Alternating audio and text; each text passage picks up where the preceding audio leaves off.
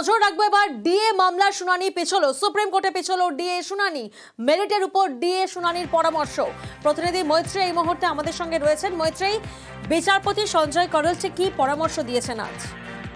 দেখো, বিচারপতি সঞ্জয় করলের বেঞ্চ আজকে তারা জানিয়ে দিয়েছেন তারা যে মূল মামলাটি রয়েছে ডিএ মামলা, সেই মামলার তারা পুরো শুনানি করতে চান এবং এই পূর্ণাঙ্গ শুনানির প্রস্তাবই কিন্তু আজকে বিচারপতি করলের বেঞ্চের তরফ থেকে দেওয়া হয় এবং তারপর রাজ্যের তরফ থেকে রাজ্যের আইনজীবী অভিষেক মনু সিংভি এবং আইনজীবী অশোক দ্বিবেদী তারা দুজনেই সওয়াল করছিলেন রাজ্যের হয়ে এবং তাদের বক্তব্য ছিল যে রাজ্য একটি কমিটি গঠন করেছে এবং রাজ্যের আরো কিছুটা সময় দরকার, কারণ এখনো পর্যন্ত ডিএর এই অ্যামাউন্টটা কত সেটা এখনো ফিগার আউট করা হয়নি, ফলে সেই জায়গায় দাঁড়িয়ে তাদের আরো কিছুটা সময় দরকার।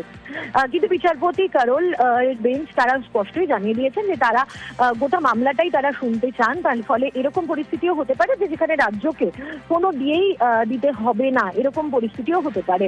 ফলে আগামী কাল থেকে বিচারপতি করলের বেঞ্চে এই মামলার শুনানি শুরু হবে, একেবারে on top of the board এই মামলার শুনানির জন্য নির্ধারিত করা রয়েছে।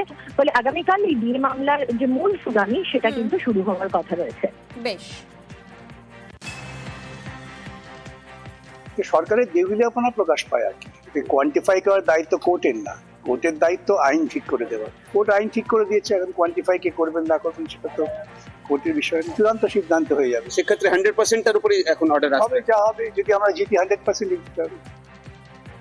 রোপা রুল 2009 এটা বলা আছে 2006 থেকে 2008 পর্যন্ত দিয়ে দেবো না, তারপরে 2008 থেকে কি রেটে দিয়ে দেওয়া হবে তার নোটিফিকেশন আছে, কিন্তু সেই নোটিফিকেশন দিলেও এআইসিপিআই অনুযায়ী দেওয়া হয়নি বলে মলয় মুখোপাধ্যায়রা যারা কনফেডারেশনের তরফ থেকে মামলা করেন। এই কোয়ান্টিফাই হয়নি বলার অর্থ কি? যেখানে রোপা রুল 2009 রুল 3 তে স্পষ্টত বলা আছে দিয়ে এআইসিপিআই অনুযায়ী দিতে হবে।